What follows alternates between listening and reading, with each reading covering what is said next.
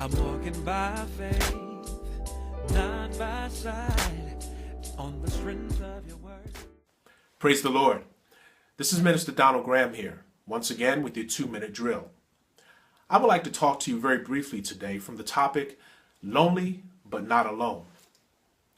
I believe that we've all had to deal with seasons of feeling lonely or being alone at one time or another.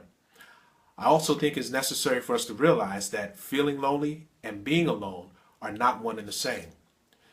You see, loneliness has more to do with the feelings and emotions that stem from a lack of companionship, while being alone has more to do with being separated, set apart, or isolated from others. You know, I find it interesting that for one group of people, feelings of loneliness often leads to destructive behavior, while for another group of people, being alone affords them the opportunity to reflect on where they are and where they would like to go. The book of Deuteronomy 31:6, God tells the children of Israel that I would never leave you nor forsake you. Jesus tells his disciples in Matthew 28:20, and lo, I am with you always, even unto the end of the world.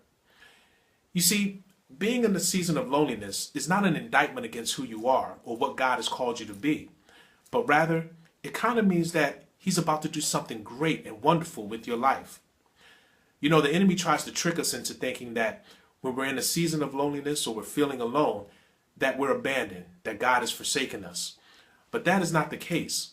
And we have to be careful with that, because it is in those times when we're lonely that we'll end up reaching out for people instead of reaching inside for God.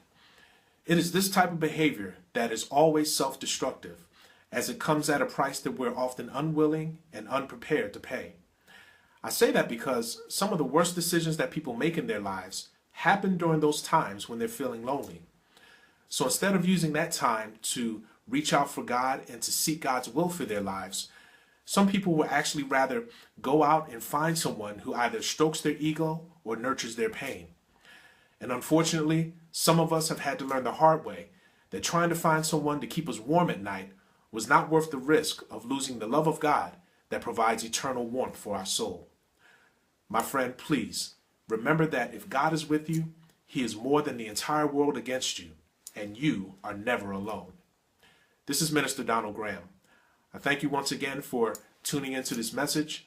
As always, be good, be encouraged, and in all things, be blessed.